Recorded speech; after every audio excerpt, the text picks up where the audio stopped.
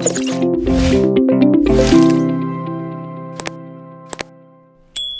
Everyone, welcome to my channel CCEK with Pooja triple C free course series. तो आज की class में हम लिब्रे ऑफिस राइटर प्रोग्राम के अंदर फॉर्मेट मेन्यू के अंदर स्पेसिंग नाम के ऑप्शन को समझने वाले हैं। स्पेसिंग ऑप्शन का काम क्या होता है किसी भी डॉक्यूमेंट फाइल पर।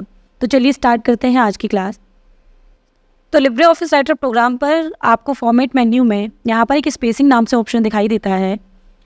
स्पेसिंग ऑप्शन आप इसके नाम से ही समझ सकते हैं कि अगर आपने लिब्रे ऑफिस राइटर के डॉक्यूमेंट की किसी भी फाइल पर कोई टेक्स्ट वगैरह टाइप कर रखा है, कोई पैराग्राफ वगैरह लिख रखा है, तो बेसिकली उस पैराग्राफ की लाइनों के बीच स्पेस करने के लिए हम स्पेसिंग ऑप्शन का इस्तेमाल करते हैं। अब स्पेसिंग ऑप्शन के अंदर आपको यहाँ पर बहुत सारे ऑप्शन दिखाई दे रहे होंगे, जैसे लाइन स्पेसिंग 1, लाइन स्पेसिंग 2 और भी यहाँ पे कई सारे हैं, इंक्रीज इंडेंट, डिक्रीज इंडेंट। तो यहाँ पर सबसे पहले हम लाइन स्पेसिंग ऑप्शन को समझते हैं। इसके लिए तो इस ऑप्शन को समझने के लिए हमें पैराग्राफ या लाइन की ज़रूरत पड़ेगी। तो यहाँ पर अपने पेज पर हम एक पैराग्राफ जो है वो टाइप कर लेते हैं। ये पैराग्राफ यहाँ पर आ गया। अब यहाँ पर आप देख सकते हो इस पैराग्राफ की लाइनों के बीच में यहाँ पर आपको स्पेस दिखाई दे रहा है।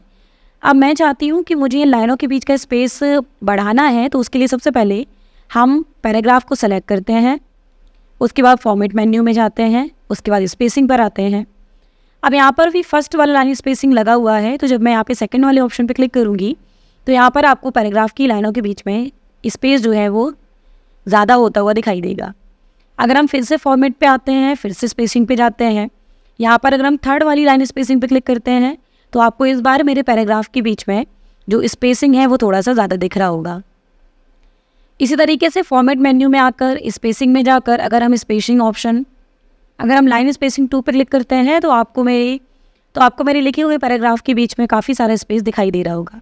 तो बेसिकली हम यहाँ पर जब स्पेसिंग ऑप्शन पर जाकर स्पेस को बढ़ा रहे हैं तो यहाँ पर जो हमने पैराग्राफ लिखा हुआ है उसके बीच में जो लाइनों के बीच में स्पेसिंग है वो हमें बढ़ते हुए दिख रही है। अगर हम यहाँ पे लाइन स्पेसिंग 1 ऑप्शन पे क्लिक कर देते हैं तो जैसा लाइन स्पेसिंग फर्स्ट टाइम में था आपको वो लाइनिंग स्पेस दिखने लगेगा।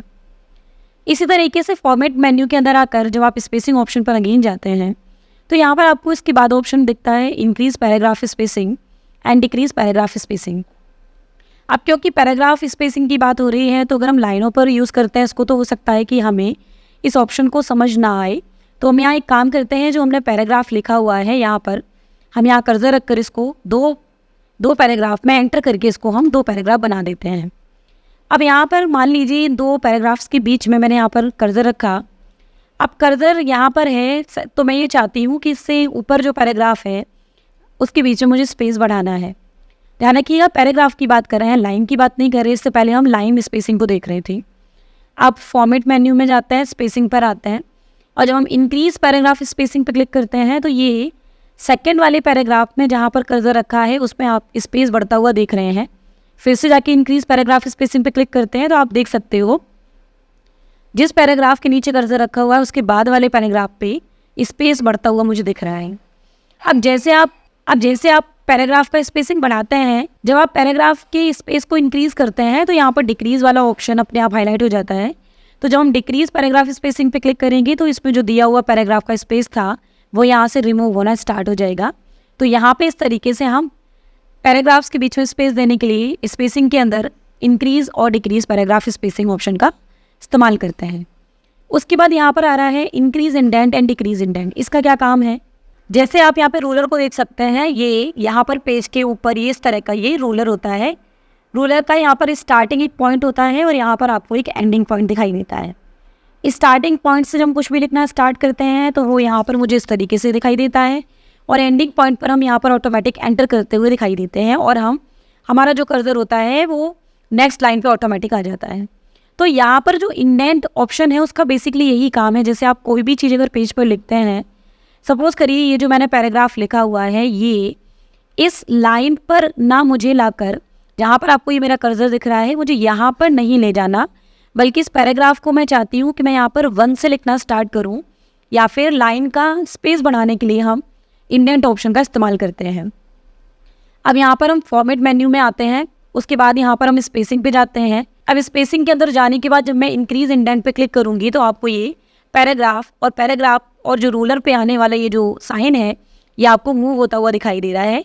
फिर से फॉर्मेट में जाके हम यहाँ पे स्पेसिंग पे जाकर फिर से इंक्रीज इंडेंट पे क्लिक करते हैं तो ये मुझे यहाँ पर फर्स्ट पे दिखाई देगा। यहाँ पर आप चाहो तो इसको इस तरीके से समझ सकते हैं, देख सकते हैं पैराग्राफ जो हमारा अभी यहाँ पर इस वाले पैराग्राफ के साथ में आ रहा था, अब मैंने यहाँ पर उसका स्पेसिंग बढ़ा दिया और यहाँ पर मैंने उसका इंडेंट बढ़ा दिया। अब यहाँ पर अगर हम चाहते हैं कि इस इंडेंट को हमें डिक्रीज़ भी करना है, डिक्रीज़ का मतलब है कि जिस पोजीशन पर था इसको हमको वापस लाना है, तो हम फॉर्मेट मेन्यू में अगेन जा रहे हैं, स्पेसिंग पे जा रहे हैं, उसके बाद डिक्रीज़ इंडेंट पे क्लिक करेंगे तो ये 1 टाइम बैक होगा। और अगर हम एक बार और स्पेसिंग में जाकर डिक्रीज़ कर देंगे तो ये पूरा का पूरा बैक हो जाएगा, जहाँ से तो पेज के जिस एरिया से ये इंडेंट है, जहाँ से ये पैराग्राफ स्टार्ट होता है, वहाँ पर हमने इसको पूरे तरीके से डिक्रीज़ कर दिया। तो बेसिकली इस तरीके से हम फॉर्मेट मेन्यू के अंदर स्पेसिंग ऑप्शन का इस्तेमाल करते हैं। लाइन स्पेसिंग ऑप्शन का इस्तेमाल हम लिखे गए पैराग्राफ्स की लाइनों के बीच में स्पेस करने के लिए करते हैं। एक से ज़्यादा लिखे हुए पैराग्राफ को इंक्रीज़ और डिक्रीज़ उनके बीच में स्पेस देने और स्पेस को हटाने के लिए इस्तेमाल करते हैं। तो पेज पर हम किस इंडेंट से लिखना चाहते हैं उसके लिए हम इंक्रीज़ और डिक्रीज़ इंडेंट का इस्तेमाल करते हैं। तो आज की क्लास में आपने फॉर्मेट मेन्यू के अंदर स्पेसिंग ऑप्शन को जाना, स्पेसिंग ऑप्शन होता क्या है। तो उम्मीद है कि आपको आज की क्लास समझ आई होगी। नेक्स्ट क्लास में हम इसी तरीके से कुछ और ऑप्शंस के बारे में बात करेंगे। मिलते हैं नेक्स्ट क्लास में।